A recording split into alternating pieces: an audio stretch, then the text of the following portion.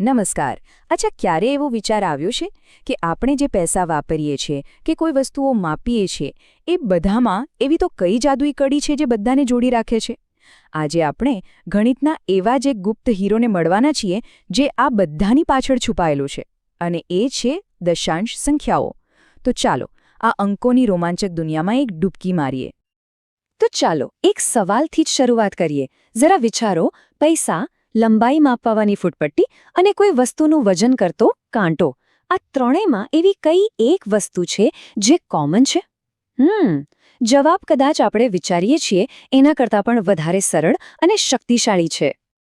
અને જવાબ છે દશાંશ ચિહ્ન. જી હા, એ નાનકડું ટપકું જે એક આખી દુનિયા અને એક ટુકડાની દુનિયા વચ્ચેના પુલ જેવું કામ કરે છે. આજ નાના ટપકામાં ચોકસાઈનો આખો ખજાનો છુપાયેલો છે, અને આજે આપણે એ જ ખજાનાને ખોલવાના છીએ. સૌથી પહેલાં તો ચાલો એક ગેરસમજ દૂર કરી દઈએ કે દશાંશ એટલે ખાલી ગણિતના પાઠ્યપુસ્તકની વસ્તુ. હકીકતમાં આપણે સવારથી લઈને સાંજ સુધી એની સાથે જ જીવીએ છીએ. આપણે દુકાનમાં કોઈ વસ્તુ ખરીદીએ તો એની કિંમત 35.50 રૂપિયા હોય. ડૉક્ટર તાવ માપે તો કહેશે 98.6 ડિગ્રી છે. કે પછી પેટ્રોલ પંપ પર 2.5 લીટર પેટ્રોલ ભરાવીએ.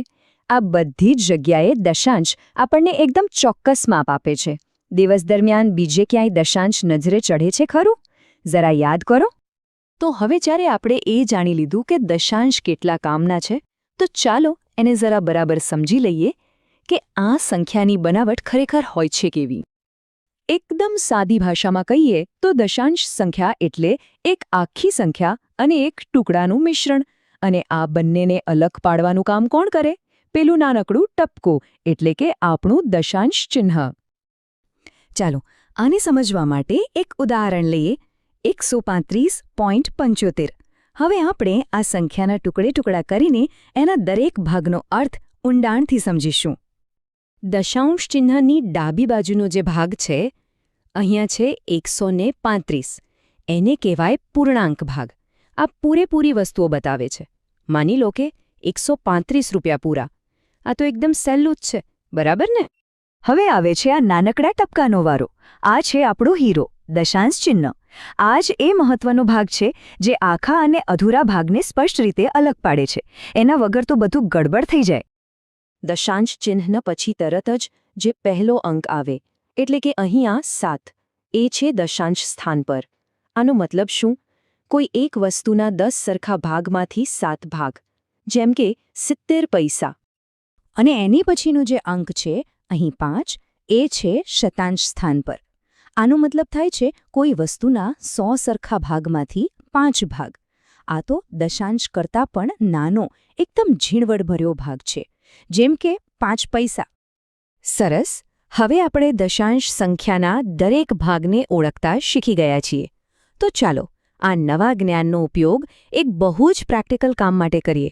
એ નક્કી કરવા માટે કે બે દશાંશ સંખ્યાઓમાંથી કઈ સંખ્યા મોટી છે. જુઓ, આની રીત બહુ જ સિમ્પલ અને લોજિકલ છે. હંમેશા સૌથી પહેલાં દશાંશ ચિહ્નની ડાબી બાજુની આખી સંખ્યા જોવાની. જો એ સરખી હોય તો અને તો જ જમણી બાજુ એક સ્થાન આગળ વધવાનું. જેવી પહેલી મોટી સંખ્યા મળી જાય, બસ ત્યાં જ આપણો જવાબ પાક્કો. ચાલો એક ઉદાહરણ જોઈએ. 45.8 અને 45.75. સૌથી પહેલાં શું જોવાનું? પૂર્ણાંક ભાગ. બંનેમાં 45 છે, એટલે એ તો સરખા છે. ઠીક છે, તો હવે આપણે દશાંશ ચિહ્ન પછીનો પહેલો અંક જોઈશું. એકમાં છે 8 અને બીજામાં 7. બસ અહીં જ આપણો જવાબ મળી ગયો. કારણ કે 8 એ 7 કરતાં મોટો છે, આપણે આગળ જોવાની કોઈ જરૂર જ નથી. એનો મતલબ કે 45.8 એ 45.75 કરતાં મોટી સંખ્યા છે. જોયું કેટલું સરળ છે? ખૂબ સરસ. તો હવે આપણે સંખ્યાઓને ઓળખી પણ શકીએ છીએ અને સરખાવી પણ શકીએ છીએ. તો ચાલો હવે એમને વાપરીએ. ખરીદીના એક સામાન્ય ઉદાહરણથી સરવાળા અને બાદબાકીને સમજીએ. કલ્પના કરો કે આપણે દુકાન પર ગયા છીએ. ત્યાંથી 35 રૂપિયાને 50 પૈસાની એક ચોકલેટ લીધી અને 20 રૂપિયાને 25 પૈસાનો એક આઈસ્ક્રીમ લીધો. હવે ખિસ્સામાંથી કુલ કેટલા પૈસા આપવા પડશે એ જાણવા માટે શું કરવું પડે? બસ આ બંને રકમને જોડવી પડશે, એટલે કે સરવાળો કરવો પડશે. દશાંશના સરવાળા કે બાદબાકીનો એક જ સુવર્ણ નિયમ છે, અને એ છે પોઈન્ટની નીચે પોઈન્ટ.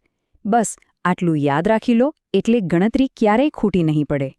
અહીં જુઓ 35.50 અને 20.25માં દશાંશ ચિહ્નને એક જ લાઇનમાં ગોઠવી દીધા અને ગણતરી કેટલી સરળ બની ગઈ. કુલ ખર્ચ થયો 55.75 રૂપિયા. ચાલો હવે એ જ દુકાન પર પાછા જઈએ. માની લો કે દુકાનદારને 100 રૂપિયાની નોટ આપી. હવે એ કેટલા પૈસા પાછા આપશે? આમાં છે તો બાદબાકી કરવી પડશે, ખરું ને?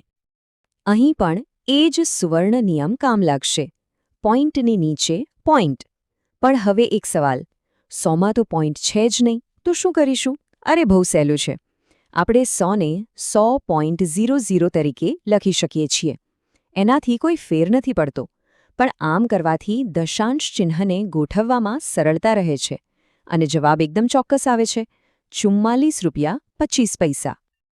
તો આ બધા ઉદાહરણો પછી એક વાત તો સાવ સ્પષ્ટ છે. દશાંશ એ ખાલી ગણિતના અંકો નથી. ચાલો ટૂંકમાં સમજીએ કે આ સરળ દેખાતી ગણતરીઓ આપણા જીવનમાં આટલું બધું મહત્વ કેમ ધરાવે છે. આ વાક્ય બધું જ કહી દે છે, નહીં? દશાંશ વગર આપણી દુનિયા અધૂરી છે. પૈસાની લેવડ-દેવડ હોય, વિજ્ઞાનની કોઈ શોધ હોય, એન્જિનિયરિંગના કામ હોય કે પછી રમતમાં સેકન્ડના 100મા ભાગની ગણતરી હોય, દરેક જગ્યાએ ચોકસાઈ માટે દશાંશ અનિવાર્ય છે. એ આપણને આખી અને અધૂરી દુનિયાને બરાબર સમજવામાં મદદ કરે છે. તો આજના વિશ્લેષણના અંતે બસ આ એક વિચાર સાથે આપણે સૌ છૂટા પડીએ. જો દશાંશ ચિહ્નની શોધ જ ન થઈ હોત તો આપણું જીવન કેટલું અલગ અને કદાચ કેટલું મુશ્કેલ હોત? આના પર જરૂર વિચારજો. અને હા, હવે પછી જ્યારે પણ કોઈ કિંમત, વજન કે માપ જુઓ ત્યારે નાના ટપકા પાછળ છુપાયેલી શક્તિને જરૂર યાદ કરજો. આવજો.